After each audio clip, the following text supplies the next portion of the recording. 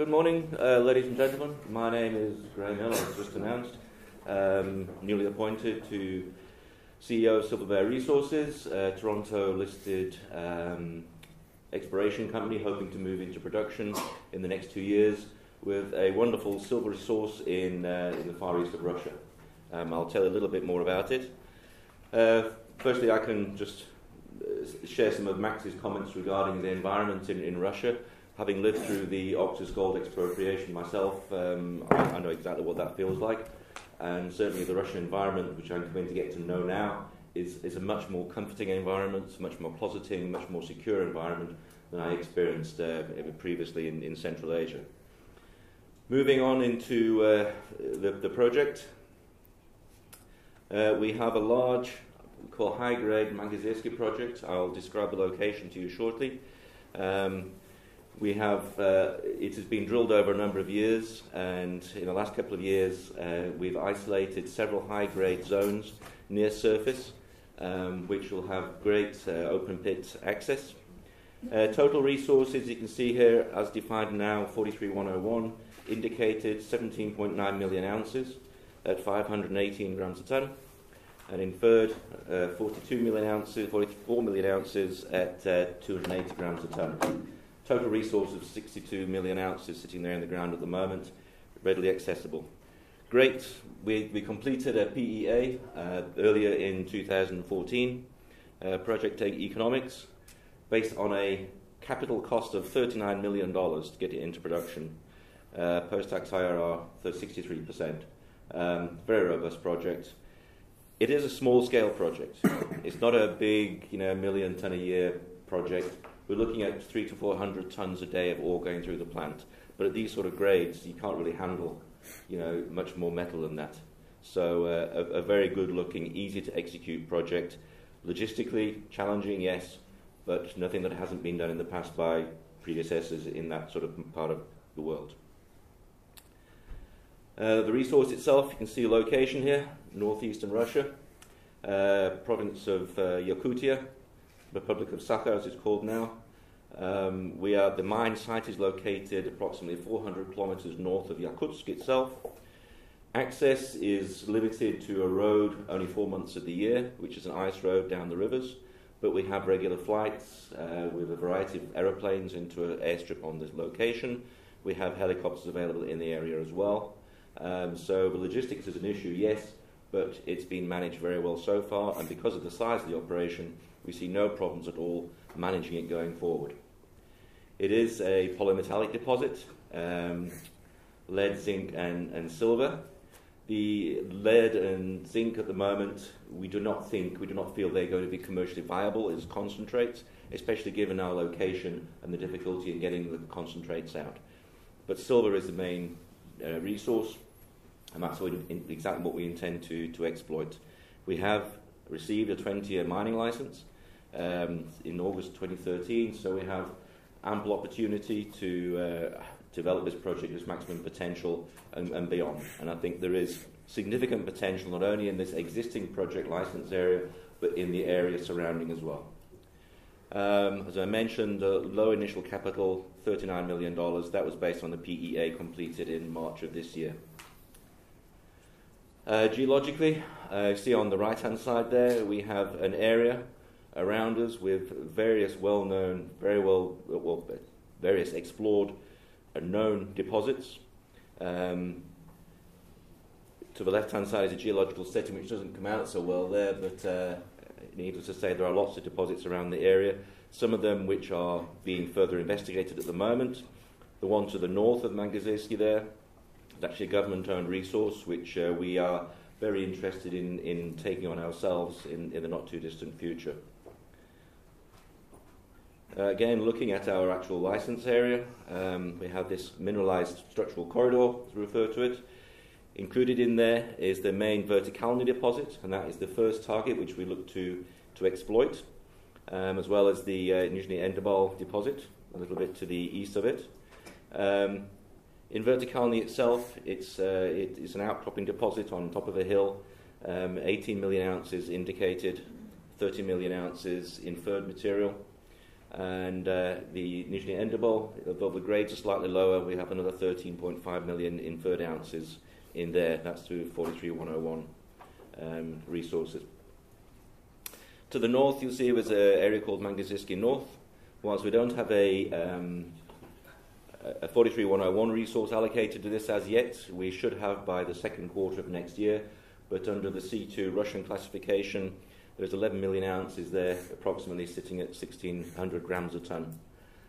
So we have considerable other potential resources around the area within our existing area, including the deposit called porphyry, which is the name of it as well, which is, in addition to silver, has also got gold in very economic grades, somewhere between 2 and 7 grams a ton. And again, that's very, very close to our existing area for starting our first project. Just to, again, a little bit further, a bit more detail, the actual classification of the resource. I don't think there's anything in there which isn't on the other slides, but just verifying again the value of the property. Looking at the Vertikalny deposit, which, as I mentioned, we intend to be the first one to bring into production. We've got these high-grade zones sitting there near the surface, Zone 1, Zone 2, Zone 3. The recent drilling we've done in the past year has actually amalgamated more Zone 1 and Zone 2 almost into one continuous zone with further depth to it as well, also at high grade. You see there significant grades of over 1,000 grams a ton, 6 million ounces at 1,000 grams a ton. So it's considerably easy mining relatively, and very easy to recover. Metallurgically, the test work shows we're going to get somewhere between 88 to 93, probably around sort of 89% on average overall recovery. As we'll see just now, it's fairly conventional recovery techniques and no rocket science. The intention is being to try and keep it simple and small scale and get into production. The initial mining phase would be open pit. We reckon there's about enough there for the first 10 years life of mine. Gives us an easy, quick start to the project. Phase 2 would go underground into the deeper resources. But again, we have potential for other higher grade resources like Mangazisky North, very close by. So the overall concept and how we actually execute it could change over the years. But the first 5 years, there you see on the right-hand side in phase 1, mining head grade 911 grams a ton, 2.6 million ounces per year, 300 tons a day. Target costs for about $6 an ounce. So again, $39 million capex as per the PEA costs. Very easy to carry out project. Simple conceptual drawings, what's intended. No rocket science in there at all. Obviously, the plant itself is quite small, being able to handling 300 to 400 tons a day of ore. We will be stacking dry tailings because of the difficulties in the very low temperature environment. And because of a low temperature environment, the building obviously enclosing the entire process plant. Process flow sheet, straightforward crushing, milling, an upfront gravity circuit, conventional cyanide leach, and then just running a continuous electrowinning process using a clarifier and then a filter press to stack dry tailings. Very straightforward, all proven technology, and the test work has verified the flow sheet. This is the project economics. We show there on the graph the impact of Vertikalny. Very good returns, very, very quickly. And then bringing in something like Mangazisky North while we go underground at Vertikalny as well just continues that sort of very, very good trend in terms of returns. The PEA results at different silver prices. I think you've seen these numbers on earlier slides just to reinforce what we're saying about the value of the project. Scheduled for first production, with the timeline we're looking at moving forward. The blue lines show the intent to accelerate things. At this point in time, we are working on a Western feasibility study. At the same time, we're carrying out the various Russian feasibility studies necessary to get us into having an agreed a balance of a resource, and then moving into the project phase of the Russian Russian permitting development. And then at the same time, because of the time window we have with the access down the ice road, we're actually going to commence construction. And all this is going to be happening during the early part of next year. We've appointed consultants in Russia and in the West, and we're going to be carrying out multiple activities in parallel in order that we can complete construction and get production going by intended the second quarter of 2016. It's quite a tight schedule. That's why I'm here. It's the sort of thing we can do.